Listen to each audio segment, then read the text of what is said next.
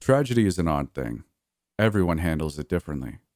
People love to say, if this happened, I do this, I do that, etc. But I can guarantee that unless someone has been through tragedy, they don't know. Not truly.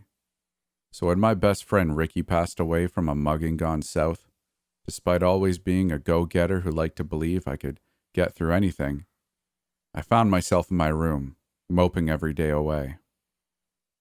The culprit is yet to be caught, which only makes things worse. Ricky deserved better than getting stabbed in the alley behind our complex. He had a promising future in computer tech.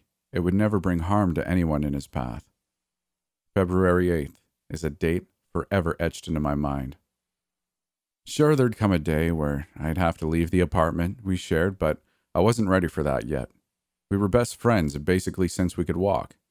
He was always a smart guy. I could ask him for advice on anything and he'd have the words.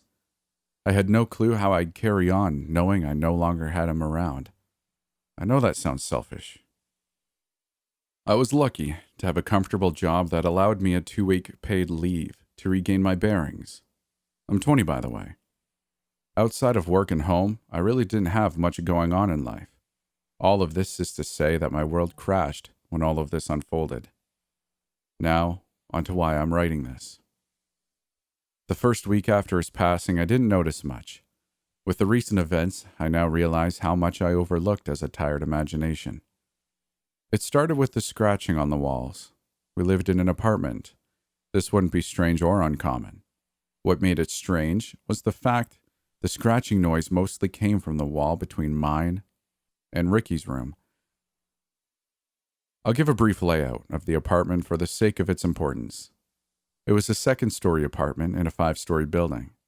It was on the far end of the hall, with 8 other apartments on the floor. This meant it was a corner apartment. Upon entering, you would be in the living room, which was joined by the kitchen to the left and an open floor plan. On the side of the kitchen was a hallway with a bathroom to the left and our rooms to the right. Mine first, his second.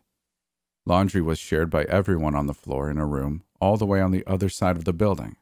Simple enough, right? The scratching couldn't come from another apartment because my room didn't border any. This alone wouldn't raise suspicion in me. I'd have to be crazy to assume it was a ghost or anything of that nature, figuring it was either my imagination or the heater. I didn't think much of it.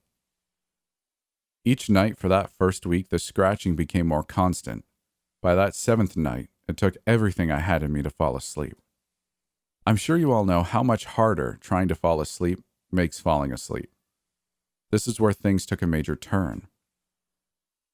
I woke up, or at least I thought I did.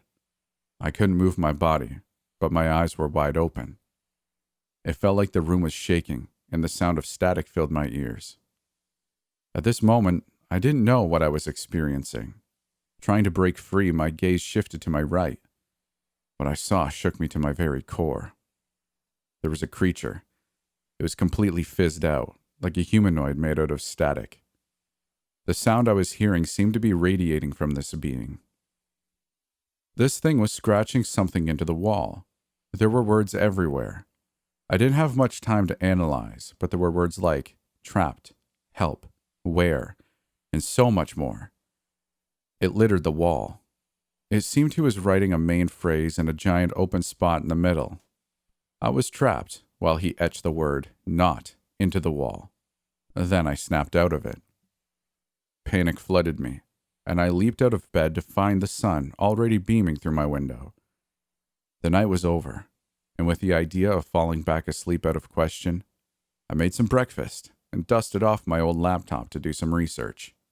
Surely there was a logical explanation for all of this. Of course there was. It didn't take long to come across a Wikipedia page for sleep paralysis. From what I gathered, it is exactly what I experienced, and is commonly brought on by high levels of stress. Okay, I'm not crazy.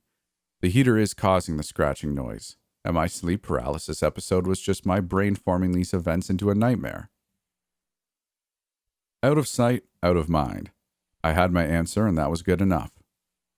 I closed the laptop, and with the plan of doing anything to keep my mind off things, I watched Netflix the whole day.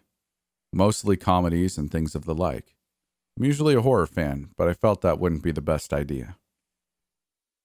I laid down around 10 p.m., and sleep took me rather quickly. Once again, I was brought into sleep paralysis. Same scenario, same everything. The humanoid was writing on the wall, and I watched as he wrote the word "what" to follow up his previous message of "not." Despite my terror, I tried to read more of what was on the wall. Words like Ricky, damned, astral, and various other words are what I recall.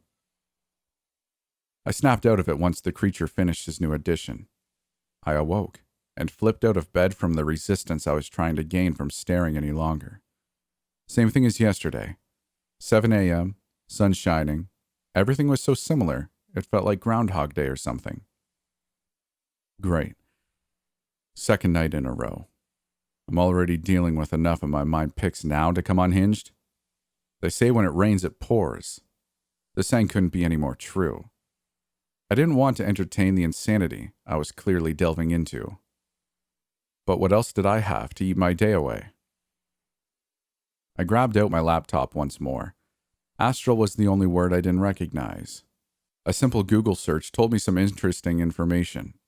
Astral is, and I quote, relating to a supposed non-physical realm of existence to which various psychic and paranormal phenomena are ascribed, and in which the physical human body is said to have a counterpart. This was something. How is it that a word I had never heard of fits so closely with the description of my experience? Maybe I could have heard the word before, and this was all my mind playing some crazy tricks from my subconscious. But this was crazy. Also, what does it mean by counterpart? I dug deeper. I read up on the astral realm for the whole day, how to gain access. I left no stones unturned. I was drawn in. Sleep paralysis is said to be a gateway to this realm. If I could stay calm and try to separate my soul from my physical being, I might be able to get answers from this demon. It had to be a demon. This was all making too much sense in my crazed mind. The gears were turning. Up until this point, I wasn't sure if this creature had ill intent. Maybe it was trying to warn me. A strong maybe. But with how my life is going right now, it was a risk I was willing to take. I went to bed at 10 p.m. again. It didn't take long to be in sleep paralysis with the same scenario playing out for the third time. It was etching a line going straight down when my vision gained focus. I remembered the steps. I calmed myself, tried lifting myself from my center. It seemed to be working, until I heard a noise. It was like the demon was surprised. It let out a shriek, high-pitched, almost like it was excited. This made me lose focus and brought me back to square one. It continued writing and made the word "it," and I awoke to, well, you get it by now. Damn it, I was so close. Once the adrenaline wore off, it hit me like a ton of bricks. This was for real. Something was happening here and I wasn't crazy. Is it wrong to say I felt some relief? This was going to take some critical thinking. What if I fell asleep on the couch and attempted astral projection from there? This time I laid down and fell asleep around 9 p.m. I awoke once again in sleep paralysis. Scanning my surroundings, the demon wasn't present, and neither was the static. I used the tactics I had read about and had nearly no problem exiting my body. This was unreal, almost like it was meant to happen. I crept towards my room. Standing outside the door, I heard frantic scratching. I knew what was on the other side. I went to open the door, but my hand went right through. I walked through it. The demon turned towards me and put his arms up. Imagine making the C in YMCA. He wanted me to read the wall. The word was seems. Not what it seems? I read out loud. Nothing is. The demon spoke. This wasn't something I expected. What does that mean? I asked. It means exactly what it reads. Nothing is what it seems. Your world, it's shaped by things most will never see, the demon said. I didn't know how to respond. Part of me wondered if this was all a nightmare. Surely a demon would never present itself to me like this. The demon spoke again. You have a choice. I have been assigned to you. If I die, I return to hell and later get assigned to someone else.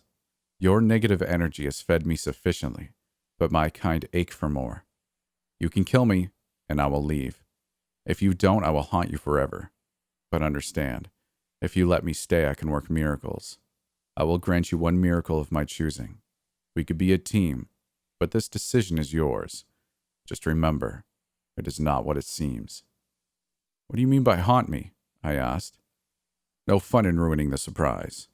All you have to do is place your hand in my chest and pull out my heart, and I will be gone, he said. I inched closer to him. What will happen? I asked. But he was done speaking. I didn't want to be haunted for life by this thing. Who knows how he'd torture me? I placed my hand in his chest. The grin on his face widened. I gripped the only solid mass I could find and pulled. I awoke to police sirens. Glancing out my window, I realized they were coming from the back alley. I ran outside to see what was going on. Ricky's body was surrounded by detectives. Date of death, 7 a.m., February 8th, one of them spoke. This couldn't be happening. Did I travel back in time? I pulled out my phone and confirmed. It was February 8th. I cried the same way I did nearly 2 weeks ago, spoke to the officers on scene, and went back to my apartment after the countless questions. You see, I believe we all have demons, and if you kill yours, you'll have to live with yourself. Ricky was always a good friend, so close that an entity would use him to get to me. The demon had to have assumed I'd take his offer of a miracle. I didn't, and now my best friend is still dead. The deal the demon presented was rotten from the beginning. Not what it seems. Demons are tricky. He found a way into my head and played his games. There are many things I still don't understand, but the one that eats at me every night is, who won? Did I fall right into his hands? Perhaps when I destroyed the demon, I took something physical with it. What makes me think that, you ask? What would you think if you found a bloody knife in your kitchen sink? Stories of skinwalkers, Bigfoot, and many other mythical beings seem to be a hot topic when it comes to scary stories. There seems to be tales to share no matter where in the United States you reside in. I live in northern Minnesota. Although we have some myths such as the Iceman, the Mystery Monster, and even Wendigos, I've always chalked these up to nothing more than stories. I mean, why would I believe otherwise? I didn't even believe in ghosts. I thought it was all a bunch of mumbo-jumbo made up to keep people on their toes. Perhaps just ancient tales to keep people from trespassing or making bad decisions, such as camping alone. I've always lived a rather careful and isolated lifestyle anyway. So what stock did I really have to put into any of these tales? The story that I'm about to tell you is going to sound crazy. I'm going to try and explain it to the best of my recollection, even though adrenaline leaves more minor details in a bit of a haze. You see, I'm having a hard time digesting that something like what I encountered exists, because this leaves all other possibilities on the table. Skinwalkers, Bigfoot, everything.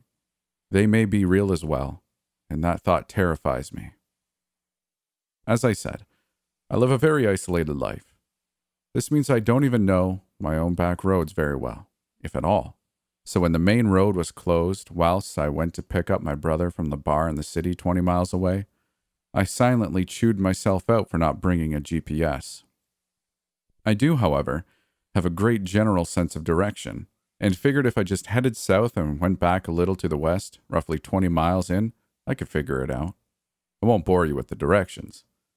The important part is, as I mentioned, I would have to take foreign back roads. Let me start from the beginning of the night and tell you some more about myself to add some more context. I was a 19-year-old shut-in. I spent most of my nights playing video games and feeding my caffeine cravings. I did have a part-time job working at a farm a few miles down the road, The pay wasn't great, but it did pay for new games when I wanted one, and other miscellaneous things. I was in that in-between spot in life where I knew I was an adult, but trying to find out what I wanted to do with my life was a daunting mystery. My skill sets were and are far and few between, and living in the middle of nowhere, opportunities were at a minimum. One late June night, I was up playing video games as I normally do. I think the game was Destiny, though it doesn't matter. It was roughly 12:30 a.m. when I got a text from my brother asking me to come pick him up from the bar. Keep in mind, the bars close at 1 a.m.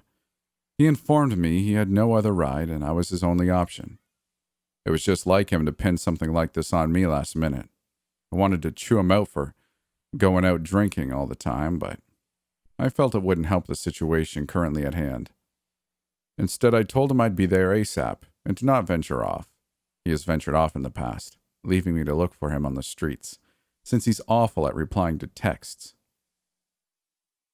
I slammed the rest of my can of Mountain Dew, grabbed the keys to my crappy 2002 Corolla, and headed out right away.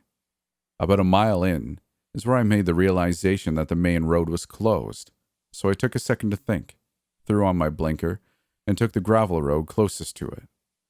If memory served me right, I thought I remembered this being a straight shot, with maybe one turn at the end. Not a big deal, right? Of course not. If I made it in time, it really doesn't matter what route I take. A couple miles into the road, I was starting to really like the scene of my environment. The area I live in is fairly forested, but the trees here just seemed denser somehow. The road was as dark as it could possibly get, and it made me feel like I was in a horror movie. Which brings me to where things started getting strange. About 10 miles down the road, I started swearing the shadows weren't coordinating with my headlights properly. It's tough to explain, but it's like they were going outwards up top and inwards on the ground in front. Now, I'm no expert when it comes to how shadows should react, but it was one of those gut feelings that something about this wasn't right. Before I knew it, I came to the end of the road. There was a T-section, and I promptly took a right. 1 mile down that road, it brought me directly into the city. Simple enough. I had a moment of self-celebration, as I was proud of myself for figuring it out first try. I knew the city fairly well. Well, I say city, but it really only has a population of 15,000 people. Around here, though, that is a city. I got to the bar and found my brother just coming out with a few of his buddies. Perfect timing as well. I pulled in, hitting the curb as I did so, making it sound like my car was going to fall into pieces. It grabbed the attention of my brother and his friends, and they all started laughing as my brother waved them goodbye and made a light jog to my car. He hopped in, I backed out, and we were back on our way to the secluded road. We made some conversation as I drove with my window halfway down, as to not get a contact drunk. Believe me, I've seen my brother drunk many times, but him going all out tonight was quite apparent. It wasn't long before I came across the T-section again and took a left. My brother made a joke about me having to not take the main road and how this is probably the first time I've seen a new road in years.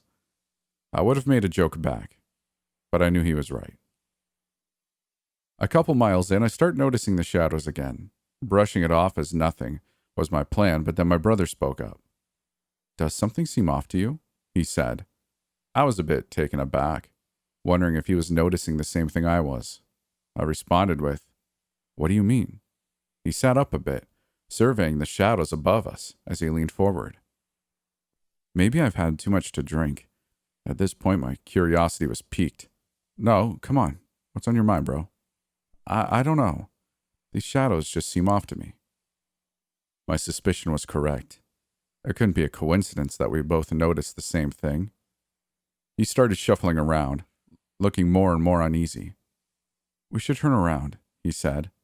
This was an odd request. I mean, I'm sure there are many other routes we could take. At this point, though, we were about 5 miles into the stretch. It seemed like a waste of time to do so.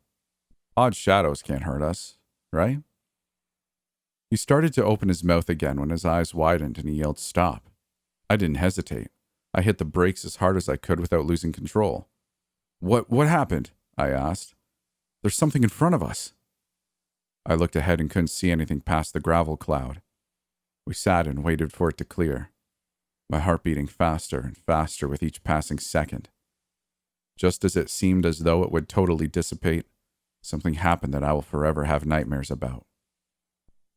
A face, about 2 feet long and a foot wide, slammed into the windshield with so much force it caused the windshield to start to crack. The face seemed to be made of shadows, as if it jumped off the ground and formed before us.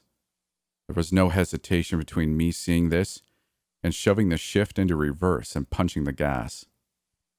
As we were backing up at speeds too fast to truly control, the shadow started seeping in through the cracks. We were both panicking as my brother took off his shirt and began pushing it against the cracks. How he made this quick decision whilst being wasted still puzzles me. But maybe the adrenaline made him sober up fast.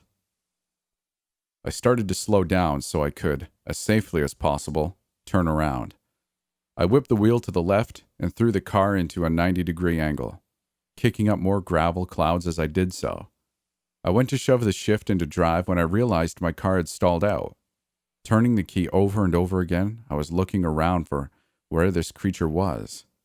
Then I saw it, through my open window, about 10 feet away, inching closer and closer, with a grin that told me it knew it had us trapped. I took my hand off the key to reach for my window scroll to close it. Say what you will about this cheap design, but if I hadn't had it in that moment, I may not be typing this out right now. The creature, noticing that the window was going up, moved with much more haste, closing a split second before the creature got to it. This seemed to anger it. It began screaming in a high-pitched wail that deafened me for a few seconds. Whilst all of this was happening, my brother had the mental capacity to keep trying to start the car. Noticing it was still in drive, I pushed it into park. He turned it one more time, and the car started. Putting it back into drive, I took off once again, in the opposite direction. We drove at speeds way too fast, as we heard the stomping of this beast trying to keep up. It wasn't long before we reached the T section again, and I took a right turn going as fast as I felt I could control. Knowing we were out of the woods, yet I stayed on it, until we reached the city once more. Finally, hopefully, in safe territory. We parked on the main street to catch our breath. My brother apologized profusely for making me come to get him. It wasn't his fault. How could either of us have known something like this could happen? How could anybody? Luckily, there were many more routes to take back home, and he knew them all. We took the one with the least amount of trees and made it home safe and sound. It's been a couple years since then. My brother and I don't talk about it, but we always advise people to stay off that road any time it is mentioned. He's quit drinking. Actually, I don't think he's had a sip since that night. I'm still a shut-in, but I do now own my own apartment in the aforementioned city. I work an office job there, and though it's nothing special, it works for me.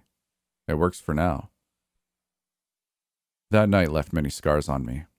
Every time I see a shadow, I wonder if it has come back for me. I've come to the conclusion that as long as I stay off that road, I should be safe. There have been a few disappearances in the area over the last year or so, and I think it is directly linked. As for Wendigos and other things of the like, I now believe they could be out there. I still don't know what the creature was. A demon? A superpowered shadow person? Perhaps something else. It's tough to say. All I know is it doesn't hurt to keep your guard up. Most importantly, it doesn't hurt to stay off less traveled roads. What bothers me more than anything is not knowing if the shadows in the corner of my room at night are just shadows, or perhaps something more malevolent, waiting for its opportunity to strike once again.